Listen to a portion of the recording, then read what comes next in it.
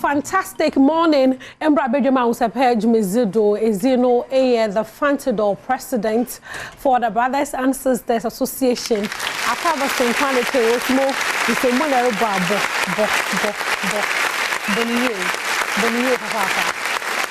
and I'm watching you there. Say you're entertainment, home comozi, Yuriza, na Yogudara, you celebrate music, Chrome Hade, na and summer, okay, can home creative industry, no, entertainment, no, not yeshan, so not yeshan one mile, what act, yeshan one mile, what paints, branches, no, they are also ye papa, self na or movie, not one poor church on Azano. Now, what's you there? Oh, yeah, ended up me who posts from comedian Funny Face and post no my basaka kra master sometimes penetrate or is in kakro because I don't know so Funny Face or break you free ever from no you baby mama one issues here since you am say impenetra or kodu okroma ha up to now yan recover in free am penetra no Funny Face no onye ni baby mama no wana penetra wo kotwen in yan Ghana for and you can one bomb, you connect one in any way.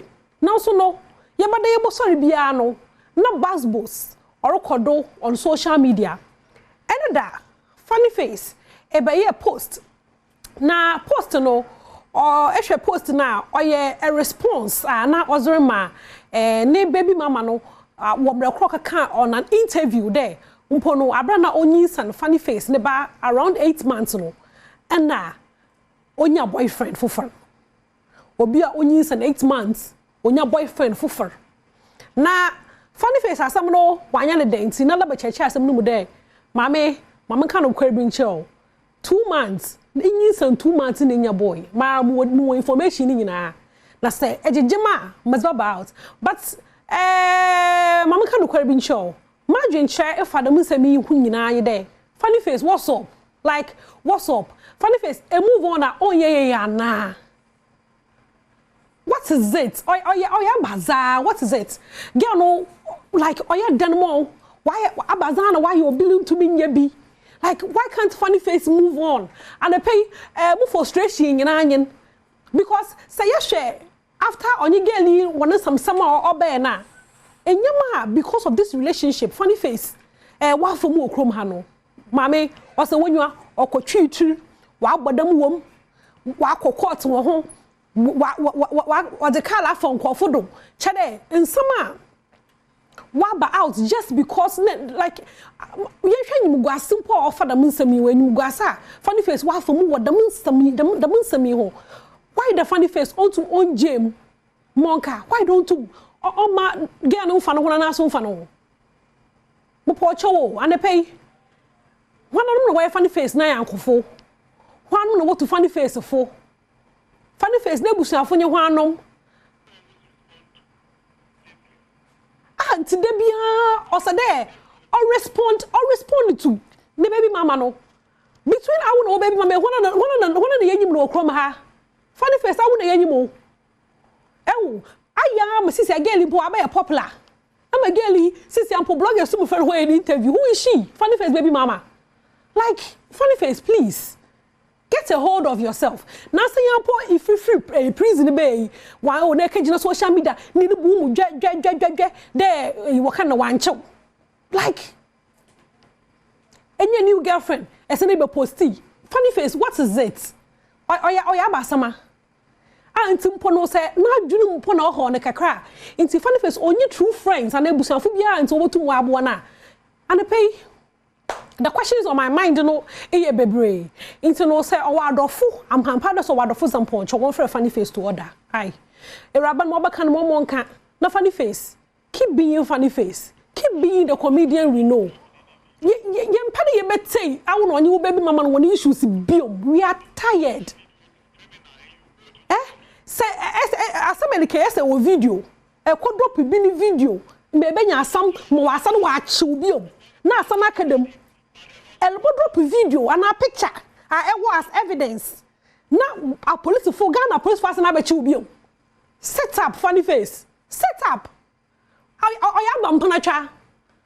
And I pay Funny Face, Wama may hit you up. nyama ko team production team ni na ye hit up atasa because yentem wo record na ase we want our funny face back and ye be at any length so say ye be gina ha na ye kase wenyim ye be gina ha na ye kase wenyim just so that we can get our funny face back because the enam CCR no we don't know who this is onye necessary twado na je monka me de be si ha obi nkencha na mam inti no ye free the funny face in some no mu na ye nko hima mercy o me hu na video for hima mercy na o kasa fa how your parents in these times umpono befriend your friends or chema ye fa ye banom anyankofo ma me kasa bebre me ye hwe video no na yemra ewa yen millennials no abra kofi obaka kire there is banano umame mo wo no ni busy umame oyanko but times na asesa nti no abata no say they adapt atasa this generation no say wo ban ye onyanko a ma me ente hwe asebi owo bi ogene yanko ba discuss na anye lucky na nyanko na so nyim nyansa wo ban be mo nam no chede condemn to the grave into no asade ebo mazna ni be friend wo ba your hima mercy and was ma futu azaba into no yenhwe na awehwe asem yo bombo wo ne botum na afa na eza isbutama no eza bo bra na wa bo pepepe who some funny videos be on the internet ma yenhwe bi na emra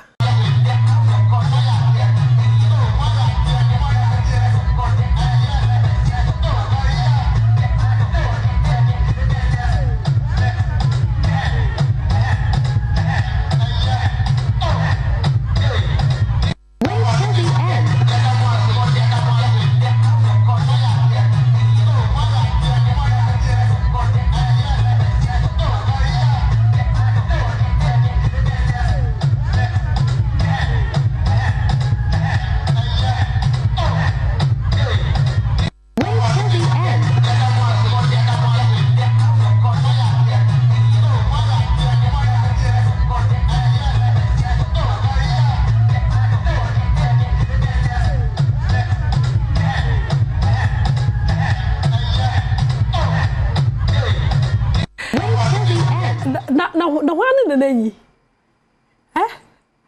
one in the name what be coffee and do are you sure it's not your nana are you sure that's not your nana because any that me who destiny songs of one performance be but I said what be ko chemo to fear kwa back of to fear kwa saying this she's your nana hey mommy to mu then back in the days no na ot do pop onja no ho hey wajina nyo okrom ha no gudusu ni jina nyo ma me oye he so papa kodo na jiwo nyo da nyipa so ya den after all 6 feet into no ma me jiwo nyo ate jiwo nyo na me yefri hodom na me nyu twetwe nkomo bi for some time now za ye hu the oye trend okrom ha dey enye there rappers ni nyinara return singers rappers return singers okrom ha ebedi me chinja momo example na make sure that Kimpaluta no a rapper sisi alo a singer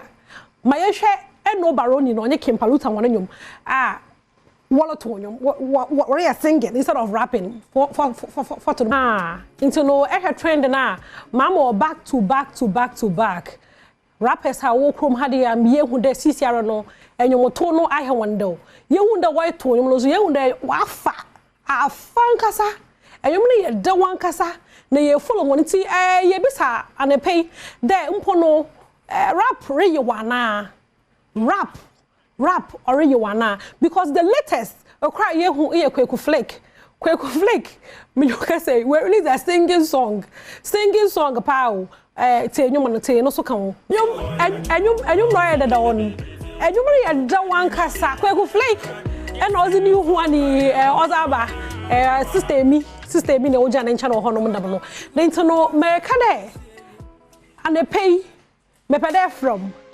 na me bi so there umpo no ya switch na ye free rap ye rekọ singing na rap egu o Ghana ha ana because na say yanko mo hwehwe bia na yenye Kimpaluta hwehwe wo fi ha dey one of the radio stations na woribisa no there na Paluto ebasan a rapper no so Andy forget about it enye sisia and yes sisi atike palota kro chiema ono sisi ana singing no olbo ha mo wete because wa farman o start to rap nyande inti rap egu wo krom ha de ana mebo phone line so no atum bomozna from na yentwetwe nkomo 030222117012 from and the pay na che wadwen ofa rappers a wa 10 singers e wo krom ha de na mesanso me wo interview bi amazere bro me premiere video wo ha de music video for cry fresh entin wo baby ahaya na mo bo amwata sa e wo do mo do bebre no asamara again until no yansani enjoy you kakra bra mo twa phone call from Sisiara and me miss about the rap music or dia na singing no actually because young rappers ding na wa 10 singers yen tell you no one more time na yen so yen rap ma mo fa King Bromsdy ono oye me first caller hello Presido association for washawa good morning I say washawa na King Bromsdy mo kwacho enyi minzu nkomo wo phone do ma enyi minzu nkomo wo TV no do yes pa hey rande mo kwacho tem wo ha tem wo phone do ma tem wo TV no do enda ma wo signal be delay kakra ama mo kwacho wentum na wenjina do mo gudo mo twa no call from 030222117012 mama fa Samira hello Samira hello mama yes I from free fan okay. Now, minimize nkomo hwehwe na mezen me sure dey follow ntina afre no. Me bi say dey rap room wo krom ha dey ana. Oh, nguye. Omo pese omo chese be dey do omo be kobi omo tia ye bibia. Okay. Inte echema rappers no wo pa na wo chen na wo so versatile. Wo botum na wa ye singing ni bi. Okay. I see. Madase wo ho. Madase father and pair from night to natural wide also I'm a nice angle. Me fa Sherifa. Hello Sherifa. Yes, hello. President, good morning. Oh. I can't president today. Madase wo from Sherifa. But I'm free as I'm phone. Okay. No. Me I try and pay hoboko. Oh, bibia boko. Okay, rap. Na nye aso ye feel one style bia da se papa. Now me kana sisi ara no rap no we wana. Rap no se ke paluta ni mi odi bai na se rap ya wo ye ya. Si do wa o se ke alpha. O shey.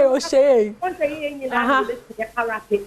Nema se wa for but can you odi bai as today. Usi abru bia wo tubi. Soldier come. Okay. Soldier go na hey. But rap here come and see anti.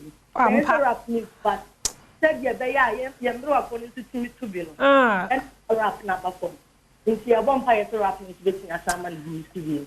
Mommy too much. Too much. I mean sure papa. It's to the Morocco more rappers too na nice ideas. Mommy very few on me for last caller. Hello. Abana. Hello. Thank you. Good morning. Good morning. And that's some callers ni ya emesi afo. Nyami share on pa. From free fa. Okay. Oboko a. Boko. Mata say into no wa so le kira wa dwene dan rap no olugwa na. Rap ni dey nguye ba. Okay. I say almost try some be show different talent because I never rapping ngwa. Yeah, because rap like someone like last week he was a rapper. Yes, I won't say anymore they ban. So we should support them. Rap ni dey nguye. Okay. Yeah. Mata say nyame insure bebre da waso etum na from the nyame yi nti no me ka twere me interview bi wa bia chat na say e twed e be premiere music video o ha dey tna se na hwe yi na ye mbresi adwemu yare ya betimi atu bia brekwa ho fo bi sumo bia enyame ya tete ya na chia woja bi ya domu yare ni timininia busu ya pomi ya manaka menkoa ami yeni pa o forever yeah is it a simple power yeah show me love. Hey, when I say singing away or chrome how you singing get to our high life music there.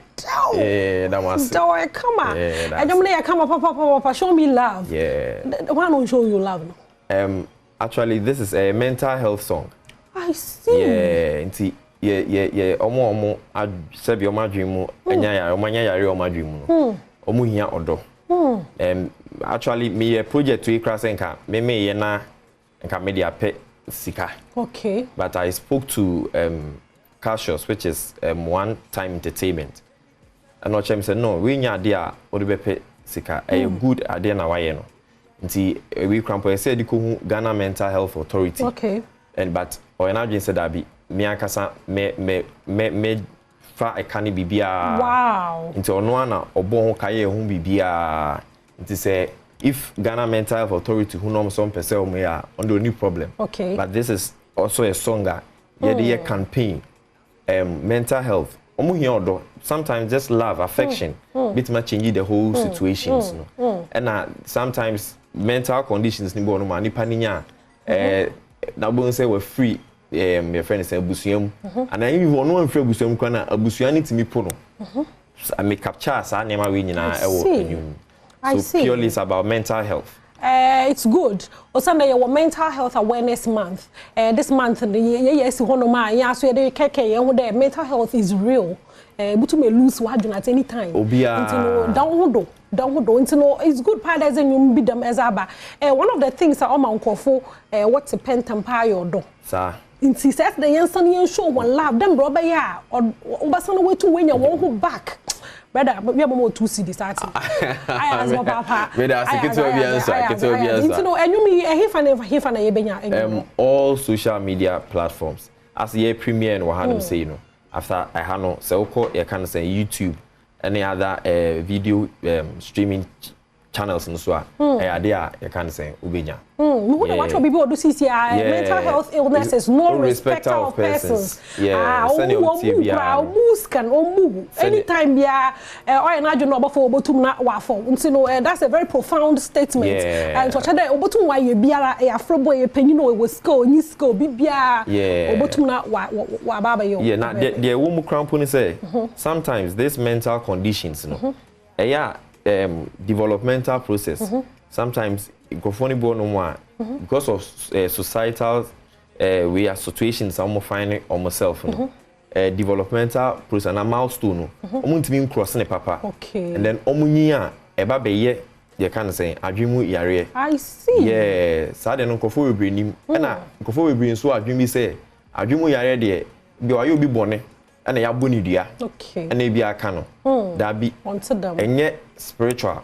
It's say yare uti ye we ya. Bitimi ato bia. Now the way e kasa for ho na nyimzia e wo is for mental illness. Maybe say dey wara bia fa mu bi da na de be obi a wa fa na mo kwano do yeah me obi a na me don pa. Wow. Yeah, of course you can say what do for see na bia wo wife na wo girlfriend bi. Me say even me mama.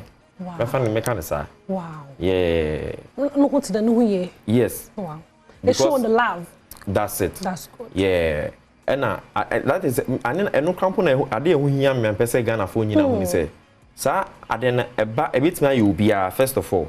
And eba instead of say ye be dwendwen say e nipa no boni bia na bia waye no. Just love and affection.